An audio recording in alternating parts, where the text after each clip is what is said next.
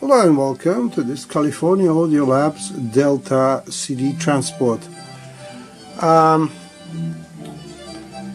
me tell you first the story. Somebody over in eastern states of Australia bought California Audio Labs DAC, and this was given to him as a free gift because it wasn't working, and the workshop it went to said that it was a microprocessor fault. Well, I've been doing it for over 40 years. I haven't had a single microprocessor fault, ever. There were some flowcharts I remember in '83 when I started working that always pointed to microprocessor, and I replaced 3 or 4. It never changed anything, so the fault was always somewhere else. So that's the video is basically a proof of concept that again that is not the situation.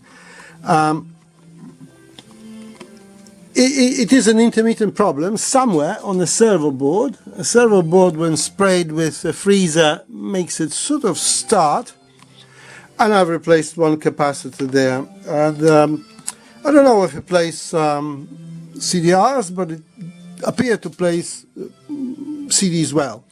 Well, let me tell you something about it. I don't know whether you can see it or no. It says California Audio Labs Delta HD, oh, I lost the focus, Delta HD CD transport dedicated to Miles the cat.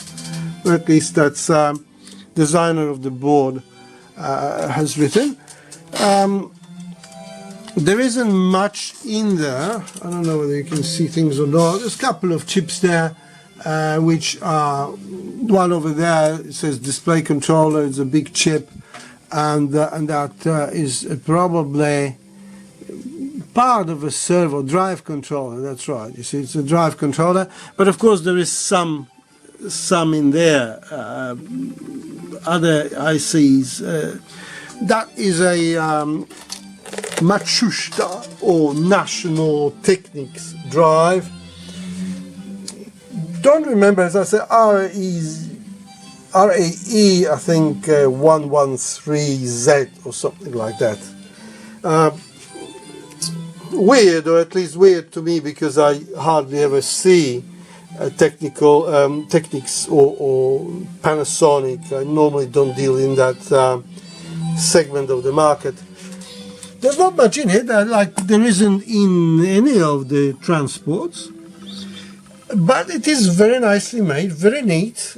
Inside is virtually like new, and you see there's a transformer there, not very big, couple of chokes. So there is some proper filtering done on it, maybe half a dozen regulators. The reason this transport is so elevated, we'll get rid of the singing,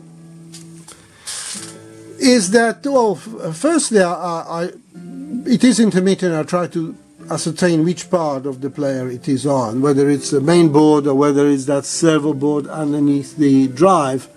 And of course I'm not a factory to have, you know, extender ribbons and extender cables, so this is how it has to be. And also I can show you the a bit of a board underneath, but mechanically, unlike many players that I see here from like boutique manufacturer, because obviously California Audio Labs is not a mass producing or wasn't mass producing enterprise. You know, it's very, very well done. It's exemplary on how well the chassis, the boards, everything fits together. There's no afterthoughts or anything like that. All I can say is don't do this at home, because something slips, you're going to short something out, and that will be the end of the story.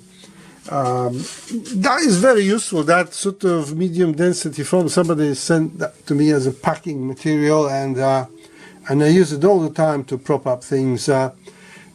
This thing is not metal, it's plastic. I measured that, so it doesn't conduct electricity.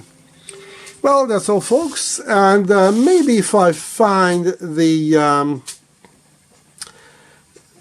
you know, what's broken, what's intermittent. I might make another video if it is visible, if you know, if it's interesting. That's for starters. Thank you very much, and till the next one. Bye bye.